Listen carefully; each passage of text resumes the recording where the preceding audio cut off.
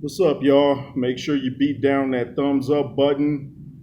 If you want to donate to the platform, the Cash App $JRoos33, and that's Roos not Ross, channel number 2 in WJ.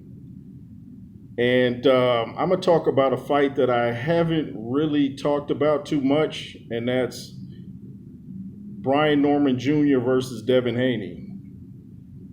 Now, if you've watched the J. Roos Theory for any amount of time, maybe a couple years, you know I'm not a Devin Haney guy. I said years ago I was done watching Devin Haney fights. I said I'd rather watch grass grow, more action, but I'm interested in this fight.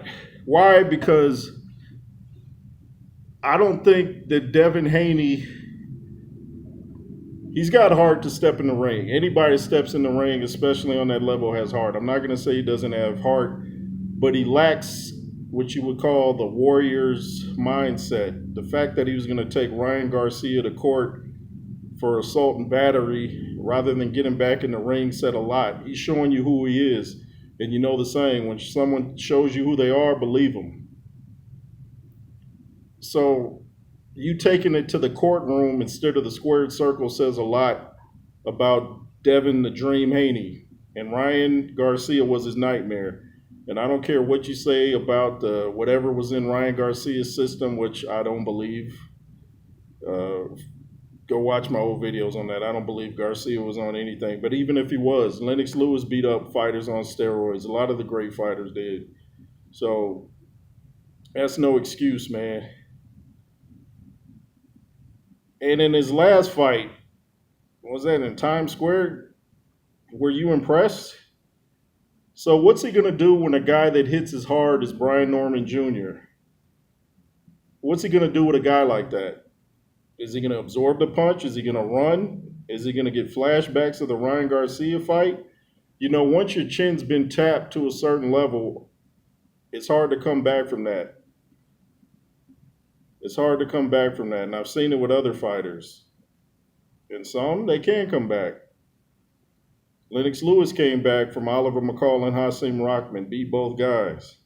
But you got to have a tremendous amount of heart to do that. You can't be a guy that's going to take someone to court and then get hit with a hard punch and feel like continuing. It takes a different type of person to be a fighter. It's like Chris Eubank Jr. said, you got to be a hard man. You got to be a hard man. If you're not hard, I don't see him beating Brian Norman Jr. Now, it might be kind of hard for Brian Norman Jr. to connect sometimes because Devin Haney's defense is okay.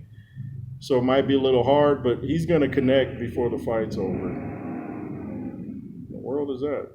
But he's going to connect before the fight's over. And believe you me, I don't think that Devin Haney's going to respond well.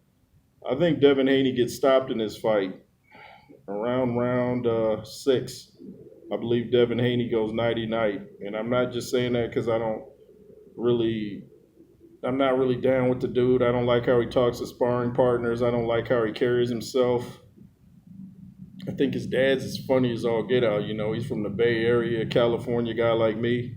Dad's as funny as all get out, but he's not stepping in the ring with Brian Norman Jr., the dad, I'm saying. So Devin Haney can outbox Brian Norman Jr., but I just think once he feels the power, flashbacks, you know, PTSD is going to kick in or whatever it's called, and he's going to get flashbacks of Ryan Garcia that night. In sparring, you better be standing his ground to kind of get acclimated to what he's about to face with Brian Norman Jr., you know. So I got Brian Norman Jr. round 6, KO, not TKO, but KO. This is for the WBO Welterweight title in Saudi Arabia. I want to see this fight. Who do you guys think will win? Brian Norman Jr. or Mr. Devin the Dream Haney? Anyway, thanks for watching. You want to become a member, hit that join button below, bronze, silver, and gold. LSR forever. And be fearless, y'all. Yay, yay, yay, yay.